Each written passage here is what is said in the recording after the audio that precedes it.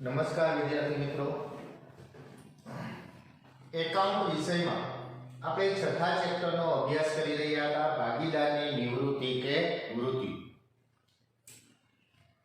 આ ચેપ્ટરમાંથી તમને 8 માર્કના જે દાખલાઓ પૂછાવાના છે એ દાખલાઓમાંથી આપણે એક દાખલો જોયો, પાંચમો દાખલો. હવે એ જ પ્રમાણે આપણે ટેક્સ્ટ બુકમાં ત્યાર પછીનો દાખલો, દાખલા નંબર 6, પેજ નંબર 266. બરાબર, સાથે મેં કીધું છે હવે ટેક્સ્ટ બુક રાખવાની જ છે, કારણ કે સૌથી પહેલા આપણે રકમ અહીંયા ક્યાંય લખેલ નથી, એટલે આપણે રકમ ટેક્સ્ટ બુકમાંથી જોઈ અને દાખલો છે એ તમારે સમજવાનો થશે. ટેક્સ્ટ બુકમાં પેજ નંબર 266 ઉપર જો દાખલા નંબર 6. સૌથી પહેલા આપણે રકમને ધ્યાનમાં લઈએ તો રોહિત, મોહિત અને વિરાટ 4:3:2 ના પ્રમાણમાં નફો નુકસાન વેચતા એક પેઢીના ભાગીદારો છે. તો અહીંયા પેઢીના જૂના ભાગીદારો કેટલા છે? 3. ત્રણેય ભાગીદારોનું નફા નુકસાનનું પ્રમાણ છે, જૂનું પ્રમાણ કેટલું કીધું? તો કે 4:3:2. તારીખ 31/3/2017 ના રોજનું તેમની પેઢીનું પાકું સરવૈયું નીચે મુજબ હતું. નીચે તમને રકમમાં શું આપેલ છે? પાકું સરવૈયું. સૌથી પહેલા આપણે પાકા સરવૈયાની નીચેની વિગતોને હવાલાને ધ્યાનમાં લઈએ તો તારીખ 1/4/2017 ના રોજ રોહિત નિવૃત્ત થાય છે. આ ત્રણેયમાંથી પેઢીમાંથી નિવૃત્ત કોણ થાય છે? રોહિત. બરાબર, ધ્યાન રાખજો, એવું ન હોય કે ભાગીદારમાં છેલ્લે હોય એ નિવૃત્ત થતો હોય. બરાબર, ત્યાં કોણ નિવૃત્ત થાય છે? રોહિત છે એ પેઢીમાંથી શું થાય છે? નિવૃત્ત. એનો મતલબ કે હવે નવા ભાગીદાર કોણ વધશે? 2, મોહિત અને વિરાટ. હવાલાઓ ઉપર પાકા સરવૈયામાં જ્યાં વિગતો આપેલ છે ત્યાં વિગતો ટીક કરતા જાજો. પહેલો હવાલો જમીન મકાનની કિંમત 1,80,000 ગણવી. પાકા સરવૈયામાં મિલકત લેણા બાજુ જમીન મકાન આપેલ છે, એમાં ટીક કરો. યંત્રની કિંમત ₹15,000 થી ઘટાડવી. યંત્ર આપેલ હશે પાકા સરવૈયામાં, એમાં ટીક કરો.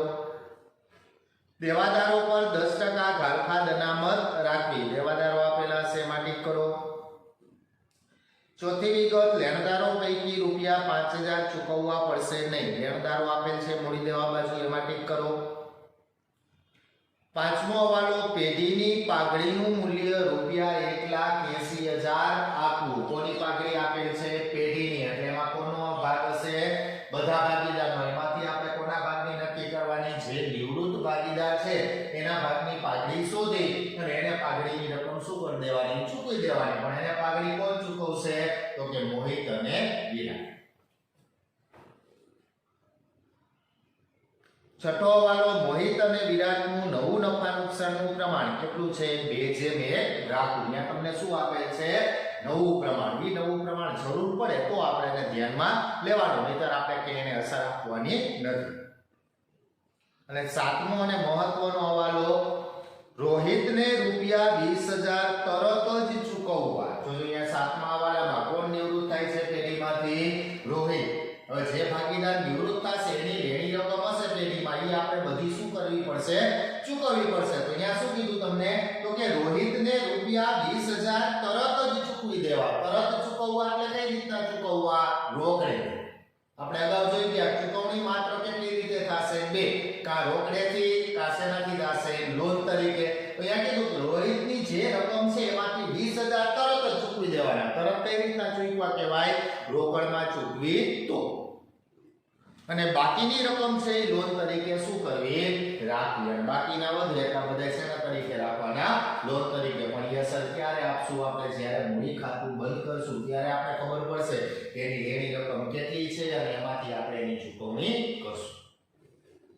પુનઃમૂલ્યાંકન ખાતું, ભાગીદારોના મૂડી ખાતા અને નિવૃત્તિ બાદનું પાકું સરવૈયું છે એ તૈયાર કરો. સૌથી પહેલા આપણે કોની વિગતોની નોંધ કરશું? તો કે પાકા સરવૈયાની જે વિગતો આપેલ છે એ વિગતો આપણે જે તે ખાતામાં શું કરશું? નોંધ કરશું. મૂડી દેવા બાજુની શરૂઆત કરી. પહેલી વિગત શું આપેલ છે? મૂડી ખાતા. તો મૂડીની નોંધ કયા ખાતામાં થશે? મૂડી ખાતામાં. કઈ બાજુ આપેલ છે? જમા બાજુ. તો એ પાકું સરવૈયું છે એટલે એની બાજુ કેવી થઈ જાય? વિરુદ્ધ.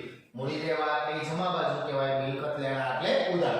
જમા છે તો આપણે મૂડી ખાતામાં કઈ બાજુ લખશું? જમા બાજુ. અહીંયા વિગત શું લખવાની? બાકી આગળ લાગુ. રોહિતની મૂડી કેટલી આપેલ છે? 1,60,000. મોહિતની મૂડી કેટલી આપેલી છે 96,000 અને વિરાટની મૂડી કેટલી આપેલી છે 80,000. ત્યાર પછીની વિગત અનામત ભંડોળ. અનામત શબ્દ આવે એટલે એની રકમ કોની વચ્ચે વેચી દેવાની? ભાગીદારો વચ્ચે વેચી દેવાની. કઈ બાજુ આપેલ છે? જમા બાજુ. તો આપણે કઈ બાજુ નોંધ કરવાની? જમા બાજુ અનામત ભંડોળ. કયા ભાગીદારો વચ્ચે વેચવાની? તો કે જૂના ભાગીદારોને કયા પ્રમાણમાં વેચવાની? જૂના પ્રમાણમાં. તો એ જૂના ભાગીદારો કેટલા છે? 3. તો ત્રણેયને પણ અનામત ભંડોળ કુલ કેટલું આપેલ છે? 45,000 ને 4:3:2 ના પ્રમાણમાં વેચો. બરોબર? કેલ્ક્યુલેટરમાં ગણતરી કરજો સાથે. બરોબર? 45,000 ગુણ્યા 4 ભાગ્યા 9 એટલે રોહિતના ભાગે રકમ છે એ કેટલી આવશે? 20,000. એ જ પ્રમાણે 45,000 ગુણ્યા 3 ભાગ્યા 9 એટલે એના ભાગે રકમ કેટલી આવશે? 15,000. અને 45,000 ગુણ્યા 2 ભાગ્યા 9 એટલે વિરાટના ભાગે રકમ છે એ કેટલી આવશે? 10,000 રૂપિયા. ત્યાર પછીની વિગત કામદાર વળતર અનામતની વિગત ભાગીદારો વચ્ચે શું કરી દેવાની? વેચી દેવાની. જો એમાં હવાલો છે નથી તો બધું અનામત શું કરી દેવાનું? વેચી દેવાનું. પણ જો એમાંથી કોઈ કર્મચારીને આપવાના હોય તો તમને હવાલો કીધો હોત તો આપણે હવાલો આવે ત્યારે આપણે અનામત વધે એટલું શું કરી દે? વેચી દે. પણ આ કોઈ અનામત નથી તો બધું અનામત છે ભાગીદારો વચ્ચે શું કરી દેવાનું? વેચી દેવાનું. કામદાર વળતર અનામત. રકમ જો કુલ કેટલી આપેલ છે? 13,500. ભાગીદારો વચ્ચે વેચો એટલે રોહિતના ભાગે રકમ છે કેટલી આવશે? 6,000. ફરીથી કહું છું વારંવાર કેલ્ક્યુલેટરમાં ગણતરી સાથે કરજો નહીંતર ખબર નહીં પડે કઈ રીતના રકમ મળે છે. 6,000. ત્યાર પછી મોહિતના ભાગે રકમ 4500 અને વિરાટના ભાગે રકમ છે કેટલી આવશે? 3,000. ત્યાર પછીની વિગત ભાગીદારોની લોન. બરાબર? લોનની પેઢી માટે એક પ્રકારનું શું કહેવાય? દેવું. હવે એમાં એક ખાસ ધ્યાન રાખજો. જ્યારે તમને કોઈ પણ ભાગીદારોની લોન આપેલ છે ત્યારે એ લોનની વિગત છે ને એ બે રીતે નોંધવામાં આવશે. બરાબર? લોનની પેઢી માટે એક પ્રકારનું શું કહેવાય? દેવું છે. એટલે એ લોનની અસર ક્યાં આવે? તો કે મૂડી દેવા બાજુ. પણ જે ભાગીદારોની તમને લોન આપેલ છે એમાંથી જો એ ભાગીદાર નિવૃત્ત થતો હશે પેઢીમાંથી તો એની લોન છે તમે મૂડી દેવા બાજુ દર્શાવી શકશો નહીં. કારણ કે એ ભાગીદાર પેઢીમાંથી નિવૃત્ત થાય છે. આપણે એનો હિસાબ શું કરી દેવાનો? પૂરો કરી દેવાનો. જો કોઈ ભાગીદાર નિવૃત્ત થતો હશે તો એની લોન છે એ કયા ખાતામાં નોંધ કરવાની? મૂડી ખાતા. બરાબર? એની રકમ છે એ આપણે એને શું કરી દેવાની? આપી દેવાની. પણ જો એ ભાગીદાર નિવૃત્ત ન થતો હોય તો આપણે એની લોન છે દેવા તરીકે કઈ બાજુ નોંધ કરવાની? મૂડી દેવા બાજુ. બને તો ઉપર હાસ્યમાં નોંધ કરી લખી લેજો. જે ભાગીદાર નિવૃત્ત થતો હોય એ ભાગીદારની લોન છે એ મૂડી ખાતામાં નોંધવી અને જે ભાગીદાર નિવૃત્ત ન થતો હોય એ ભાગીદારની લોન છે એ પાકા સરવાળામાં મૂડી દેવા બાજુ શું કરવી? નોંધ કરવી. તો અહીંયા જો નીચે તમને જે લોન આપેલ છે એ કોની લોન છે? તો કે પહેલી લોન કોની આપેલ છે? રોહિતની. હવે રોહિતની લોન છે એનો મતલબ કે ઈ રકમ છે એ આપણે એને શું કરી દેવાની? આપી દેવાની. ઈ રકમ આપણે એને શું કરી દેશું? ચૂકવી દેશું. હવે ચૂકવશું ક્યારે? એની કેટલી લોન છે? તો કે 10,000. એ 10,000 છે એ આપણે એને શું કરી દેવાની? આપી દેવાની. હવે 10,000 આપણે એને લોન આપી દેશું એટલે મૂડી ખાતામાં કઈ બાજુ આપેલ છે? જમા બાજુ. આપણે કઈ બાજુ નોંધ કરવાની? જમા બાજુ. અહીંયા વિગત શું લખવાની? લોન ખાતે. કેટલી લોન છે રોહિતની? 10,000. તો આપણે આ રકમ કેટલી લખવાની? 10,000 રૂપિયા. હવે એના પછીની વિગત તમને કોની લોન આપેલ છે? મોહિતની. હવે જો મોહિત પેઢીમાંથી નિવૃત્ત થાય છે તો કે નહીં, એ તો પેઢીનો શું છે? ભાગીદાર જ છે. તો આપણે મોહિતની લોન છે એ શેના તરીકે દર્શાવવાની? દેવા તરીકે. તો કઈ બાજુ લોન થશે? મૂડી દેવા બાજુ. અહીંયા વિગત શું લખવાની? મોહિતની લોન. કેટલી લોન આપેલ છે એની? 16,000. તો આપણે અહીંયા રકમ કેટલી લખશું એની? 16,000 રૂપિયા. અહીંયા 16,000.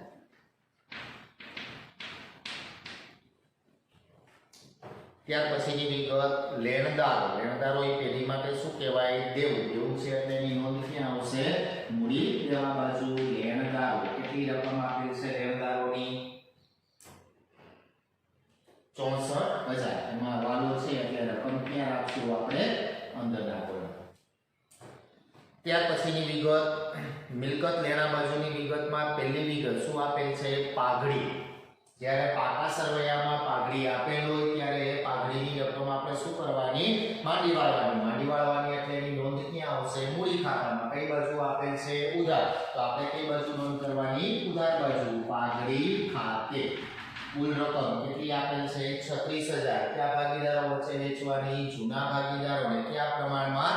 જૂના પ્રમાણમાં વેચો એટલે રોહિતના ભાગે છે એ રકમ કેટલી આવશે? 16,000, 12,000 અને વિરાટના ભાગે રકમ કેટલી આવશે? 8,000. ત્યાર પછીની વિગત જમીન મકાન. જમીન મકાનની પેઢીની શું કહેવાય? મિલકત. એટલે મિલકત લેણા બાજુ જમીન મકાન. એમાં પણ હવાલો છે એટલે આપણે રકમ ક્યાં રાખશું? અંદરના કોલમમાં 1,50,000. ત્યાર પછીની વિગત યંત્ર. યંત્રની પેઢીની શું કહેવાય? મિલકત. મિલકત છે એટલે મિલકત લેણા બાજુ યંત્ર. કેટલી રકમ? 90,000. ત્યાર પછીની વિગત સ્ટોક. સ્ટોકની પેઢીની શું કહેવાય? મિલકત. મિલકત છે એટલે મિલકત લેણા બાજુ સ્ટોક. કેટલી રકમ? 85,000. એમાં હવાલો નથી એટલે આપણે રકમ સીધી ક્યાં લખી નાખશું? બહારના કોલમમાં.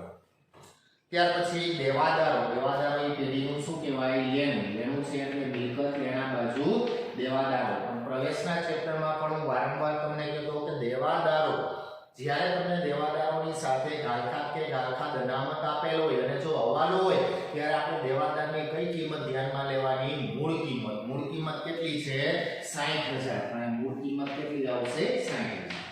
ગાલખાત અનામત આપણે ધ્યાનમાં લેશું પણ ત્યારે હવાલો આવે ત્યારે. ત્યાર પછીની વિગત બેંક. રોકડ અને બેંક એ આપણી મિલકત છે પણ એની નોંધ ક્યાં કરવાની? રોકડ બેંક ખાતામાં. કઈ બાજુ આપેલ છે? ઉધાર બાજુ. આપણે કઈ બાજુ નોંધ કરશું? ઉધાર બાજુ. અહીંયા વિગત શું લખવાની? બાકી આગળ લાવ્યા. કેટલી રકમ છે? 63,000. ત્યાર પછીની વિગત જાહેરાત ઝુંબેશ ખર્ચ. જો ધ્યાન રાખજો, જાહેરાત ઝુંબેશ ખર્ચ આ 10 માંથી એક વિગત છે.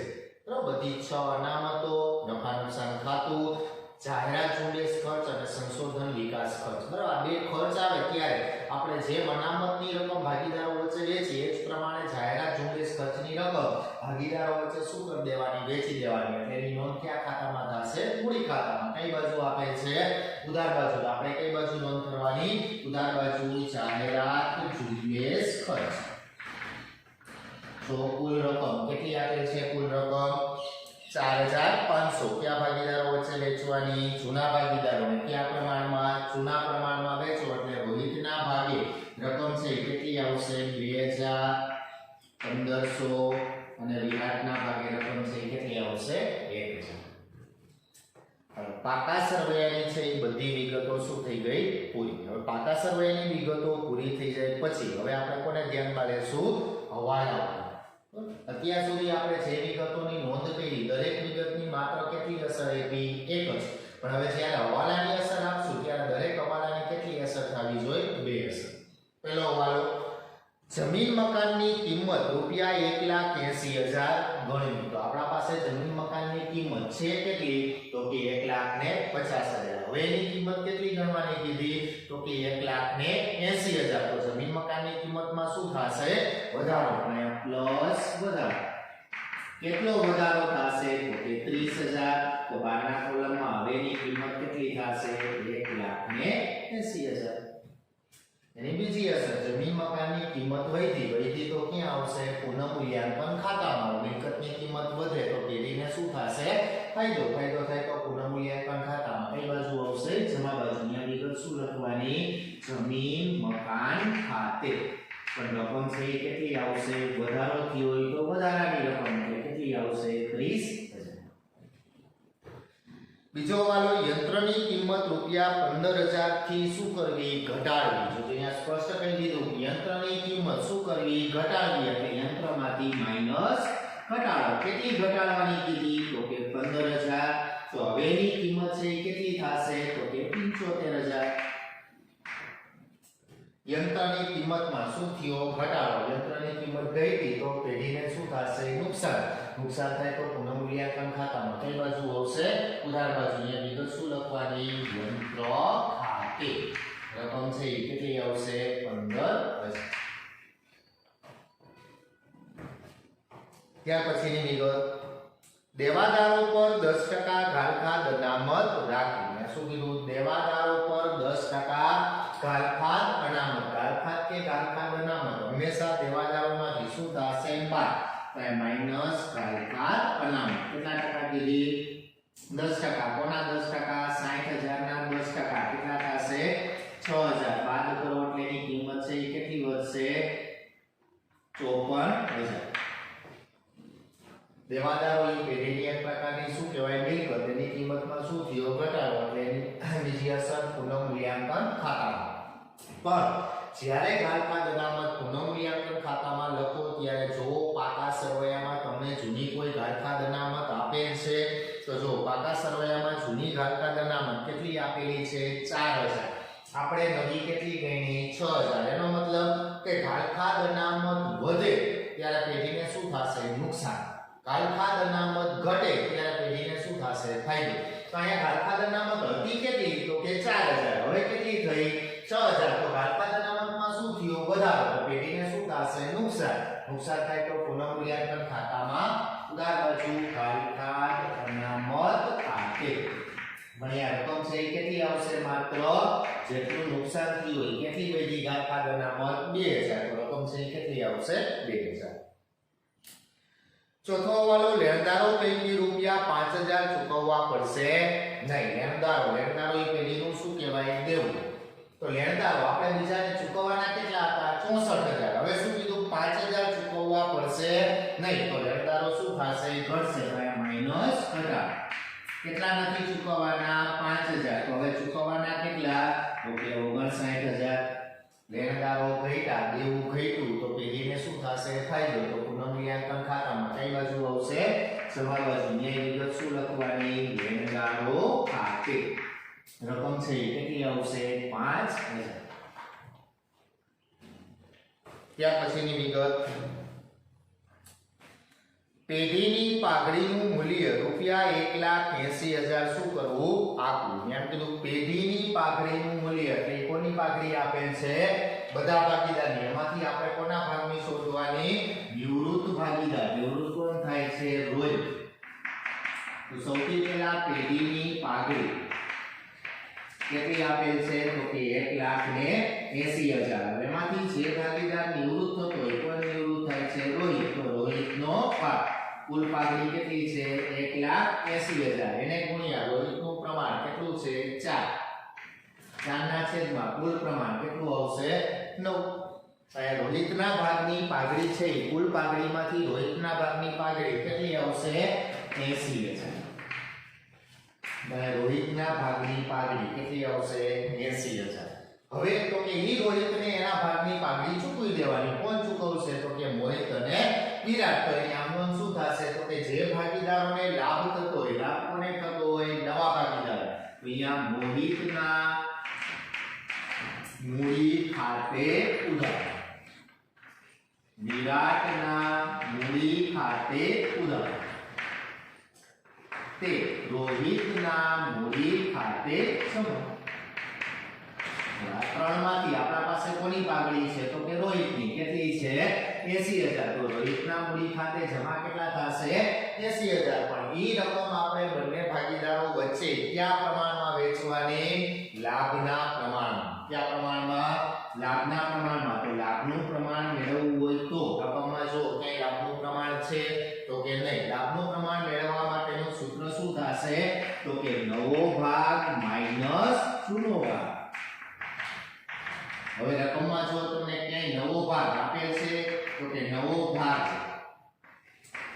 રોહિત મોહિત અને વિરાટ રકમમાં જો ત્રણેય ભાગીદારનો તમને ક્યાંય નવો ભાગ આપેલ છે તો જો છઠ્ઠો વાળો આપેલ છે મોહિત અને વિરાટનું નવું નફા નુકસાનનું પ્રમાણ કેટલું છે 2:1 અહીંયા નવો ભાગ કેટલો આપેલ છે 2:1 એટલે કુલ પ્રમાણ કેટલું થશે 3 અને જૂનો ભાગ તો આપણે રકમમાં આપેલ જ છે કેટલો આપેલો છે 4:3:2 તો કુલ પ્રમાણ કેટલું થશે 9. અહીંયા આપણે લાભના પ્રમાણની જરૂર છે એના માટે નવો ભાગ અને જૂનો ભાગ. પણ જો રકમમાં નવો ભાગ આપેલો ન હોય તો આપણે શું કરત તો કે આપણે જે જૂનો ભાગ છે એ જ આપણે કેવું બની જાય લાભનું પ્રમાણ. પણ જ્યારે તમને રકમમાં નવો ભાગ અને જૂનો ભાગ આપેલો હોય ત્યારે આપણે ફરજિયાત લાભનું પ્રમાણ છે એ શું કરવાનું મેળવવાનું. તો હવે આપણા પાસે બંને ભાગ છે તો આપણે લાભ મેળવવા માટે નવા ભાગમાંથી જૂનો ભાગ શું કરશું બાદ કરશું. તો આપણે કોનો લાભ મેળવવો છે તો કે મોહિત અને વિરાટ. પેલા કોનો મેળવી મોહિતનો. નવો ભાગ કેટલો છે તો કે 2/3 માઈનસ એનો જૂનો ભાગ તો કે 4/9. હવે તો કે બંને પદ વચ્ચે કેવી નિશાની છે માઈનસ અને કેવો ગુણાકાર કરશું ક્રોસ ગુણાકાર. શરૂઆત પહેલા પદથી કરો 2 × 9 એટલે 18 માઈનસ 4 × 3 એટલે 12 છેદમાં બંને પદનો ગુણાકાર એટલે 27. 18 માંથી 12 બાદ કરો એટલે 6/27. એ જ પ્રકારે કોણ મેળવશું વિરાટ. એનો નવો ભાગ તો કે 1/3 માઈનસ જૂનો ભાગ તો કે વિરાટનો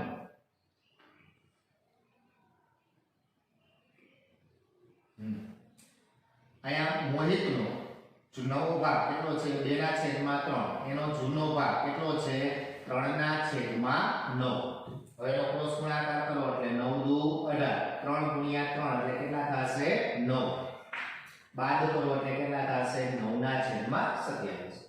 વિરાટનો નવો ભાગ 1/3 માઈનસ એનો જૂનો ભાગ 2/9.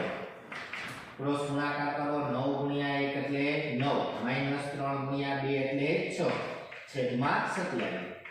3/27. આ બંને ભાગીદારનો શું મેળવો લાભ. હવે એને પ્રમાણમાં લખવું હોય તો બંનેના છેદ છે કેવા આવવા જોઈએ સરખા. તો આપણે એને પ્રમાણમાં લખી તો એનું પ્રમાણ કેટલું થાય 9/3. હવે છેદ ઉડાડો તો 3 × 1 3 અને 3 તેરી 9. તો આ લાભનું પ્રમાણ છે એ કેટલું આવશે 3/1. એટલે આ નવો ભાગ આપેલ છે એટલે આપણે લાભનું પ્રમાણ શું કરવાનું મેળવવાનું. કેટલું આવશે 3/1. તો આ પાઘડીની જે રકમ છે રોહિતના ભાગે કેટલા આવ્યા 80000. એ રકમ બંને ભાગીદારો વચ્ચે કયા પ્રમાણમાં વહેંચશું તો કે 3/1 ના પ્રમાણમાં વહેંચો એટલે મોહિતના ભાગે રકમ છે એ કેટલી આવશે 60000 અને વિરાટના ભાગે રકમ છે એ કેટલી આવશે 20000 રૂપિયા. આ પાઘડીની આખી પ્રક્રિયા. હવે એની ખાતામાં અસર આપો. બંને અસર કયા ખાતામાં થશે તો કે મૂડી ખાતામાં. પહેલી અસર તો કે મોહિત અને વિરાટના મૂડી ખાતે એટલે મૂડી ખાતામાં શું થયું ઉધાર એટલે કઈ બાજુ લખશું ઉધાર બાજુ. પણ વિગત લખો ક્યારે કેવી વિગત લખવાની વિરુદ્ધ. પણ અહીંયા શું લખશું આપણે રોહિતના મૂડી ખાતે. પણ રકમ કોના કોલમમાં લખવાની તો કે મોહિત અને વિરાટમાં. જેનું નામ લખો એનાથી રકમ શેમાં વિરુદ્ધમાં એટલે 60000 અને 20000. હવે એનાથી વિરુદ્ધ અસર રોહિતના મૂડી ખાતે શું થયું જમા એટલે કઈ બાજુ લખવાનું જમા બાજુ. પણ અહીંયા વિગત વિરુદ્ધ એટલે કે ઉધારની. તો ઉધાર બે વિગત છે તો આપણે બંને લખશું મોહિતના મૂડી ખાતે અને વિરાટના મૂડી ખાતે. પણ રકમ કોના કોલમમાં લખવાની તો કે રોહિતમાં. કેટલી આવશે તો કે 60000 અને 80000. હવે 60000 અને 20000. અહીંયા પાઘડીની છે એ બધી પ્રક્રિયા પૂરી. ત્યાર પછીનો હવાલો જો 7મો અને છેલ્લો હવાલો. એ હવાલામાં ખાસ ધ્યાન રાખજો. રોહિતને રૂપિયા 20000 તરત જ ચૂકવવા અને બાકીની રકમ શેના તરીકે રાખવાની લોન તરીકે. અહીંયા પેઢીમાંથી કોણ નિવૃત્ત થાય છે રોહિત.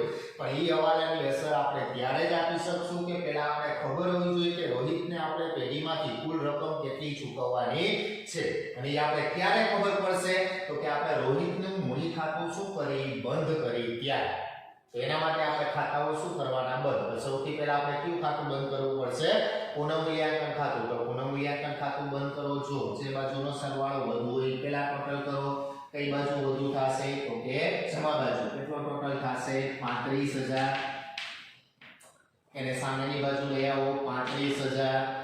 સાથે કેલ્ક્યુલેટરમાં ગણતરી કરજો 35000. એમાંથી ઉપરની બંને વિગતો છે એ શું કરવાની બાદ કરવાની. ઉપરની બંને વિગતો બાદ કરો એટલે પુનઃમૂલ્યાંકન ખાતામાં તફાવત કેટલો આવશે 18000.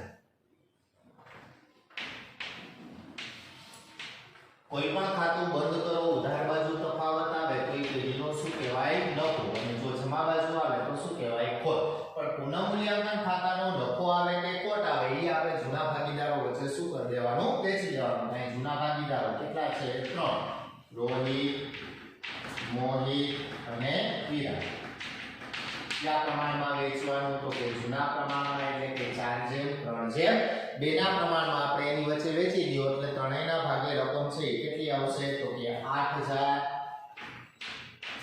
6000 અને 4000 આ પુનઃમૂલ્યાંકન ખાતું બંધ થઈ ગયું હવે જે નફો આવે કે ખોટ આવે ને ક્યાં લઈ જવાનું તો કે મૂડી ખાતા જે બાજુ છે એનાથી કઈ બાજુ લખવાનું વિરુદ્ધ આ ઉધાર છે તો કઈ બાજુ લખશું આપણે જમા બાજુ એ વિગત શું લખવાની નફો અથવા તો ખાતાનું નામ પુનઃમૂલ્યાંકન ખાતું રોહિતના ભાગે 8000 6000 અને 4000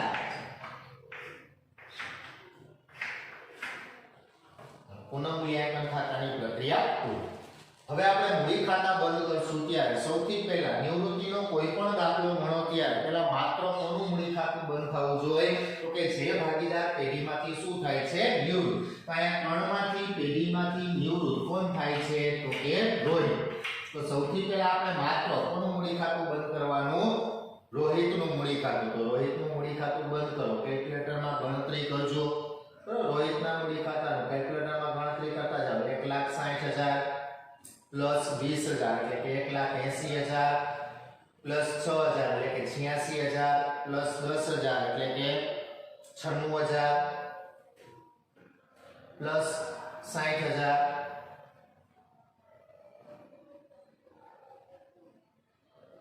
1,06,000 16,000 26,000 36,000 ને 46,000 પ્લસ 20,000 46 ને 20,000 56 ને 66 અને 8,000 66 ને 8,000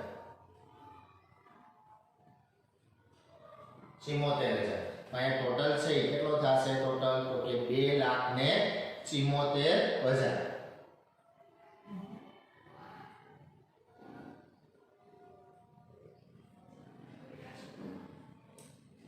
टोटल करो कैलकुलेटर में એટલે टोटल છે કેટલો થશે 2,84,000 તો આ રોહિતના મૂડી ખાતાનો ટોટલ કરો એટલે કેટલો થશે 2,84,000 એ ટોટલ ને આ બાજુ લઈ આવો 2,84,000 એમાંથી ઉપરની વિગતો શું કરવાની બાદ કરવાની બરાબર કેલ્ક્યુલેટરમાં 2,84,000 એમાંથી ઉપરની બંને વિગતો છે એ બાદ કરો એટલે કે 2,000 અને કેટલા બાદ કરો 16,000 બંને બાદ કરો 84 માંથી 2 બાદ કરો એટલે 82 82 માંથી 16 બાદ કરો એટલે 72 72 માંથી 6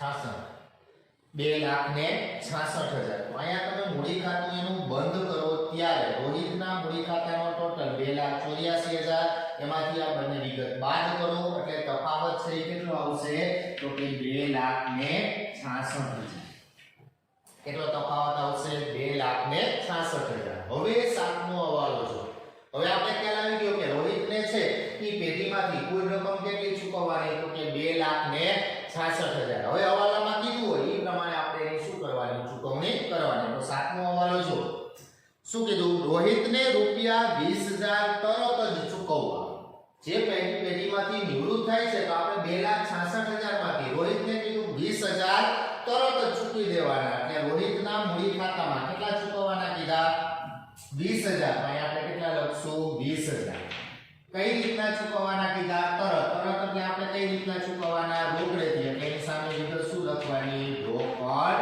ખાતે આ રોહિતને આપણે 20,000 તરત જ રોકડેથી શું કરી દીધા ચૂકવી દીધા પણ હવાલો છે એટલે એની કેટલી અસર થશે 2 અહીંયા શું લખ્યું આપણે રોકડ ખાતે તો એની બીજી અસર ક્યાં આપવાની રોકડ ખાતામાં અહીંયા કઈ બાજુ નોંધ કરી ઉધાર બાજુ તો અહીંયા કઈ બાજુ લખવાનું જમા બાજુ કારણ કે રોકડ પેઢીમાંથી શું થાય જાય એટલે કઈ બાજુ નોંધ થાય જમા બાજુ ક્યાંથી કોની વિગત છે તો કે રોહિતની તો અહીંયા આપણે વિગત શું લખશું રોહિતના ક્યાં ખાતેથી લઈ આવ્યા મૂડી ખાતે એટલે વિગત શું લખવાની મૂડી ખાતે કેટલા રૂપિયા 20,000 રૂપિયા આપણે 20,000 તરત શું કરી દીધા ચૂકવી દીધા હવે આગળ શું કીધું હવાલામાં? અને બાકીની રકમ છે એ લોન તરીકે શું કરવી? રાખવી. તો અહીંયા આપણે કુલ ચૂકવવાના કેટલા હતા? 2,66,000. એમાંથી આપણે 20,000 છે એ કઈ રીતના ચૂકવી દીધા? તો કે રોકડેથી. તો હવે બાકી કેટલા વધ્યા? તો કે 2,46,000. તો આ બાકીની જે રકમ વધી બધી રકમ શેના તરીકે રાખવાની? લોન તરીકે. તો હવે રોહિતના મૂડી ખાતામાં અહીંયા વિગત શું લખવાની? લોન ખાતે. કેટલી લોન રાખવાની? તો કે 2,46,000. હવે એની બીજી અસર લોન. લોનની પેઢી માટે શું કહેવાય? દેવું. દેવું છે તો ક્યાં આવશે? મૂડી દેવા બાજુ. તો અહીંયા આપણે લખવાનું કોની લોન છે? તો કે રોહિતની લોન.